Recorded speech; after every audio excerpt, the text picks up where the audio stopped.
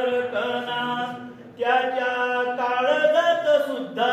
लाजाळूंची संवेदना त्याची पहाडाची छाती त्याचे हृदय गुलाब त्याच्या घामाच्या थेंबांना हिऱ्या मोत्यांचा रुबाब बाप तलवार ढाल बाप पेटती मशाल बाप जागतो म्हणून घर झोपते खुशाल बाप घराचा तो पाया आई कळस त्यावर जेव्हा खचतो न पाया तेव्हा कोसळते घर उलाढाली करतो हा बाप फक्त घरासाठी शिव्या शाप या जगाचे बाप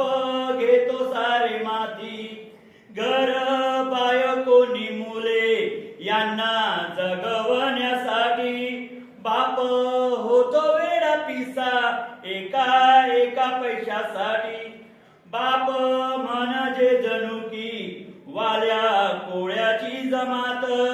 ज्याच्या बापामध्ये कोणी नाही वाटे करू होत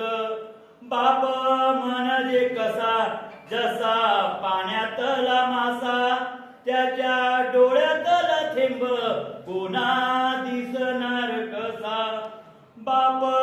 साठवतो अश्रू वाट पाही त्या क्षणांची जन्मभराचे रडतो लेक जाताना सासरी ज्याने जपले मुलांना तळ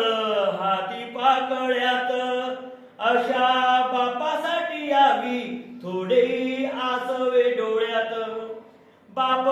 थकल्यावरती त्याचे बनावे आधार नाही उपयोग पुन्हा किती घातले पितर बाप म्हणजे असे की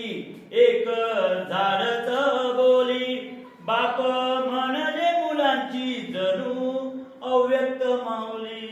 जणू अव्यक्त माऊली. थँक्यू.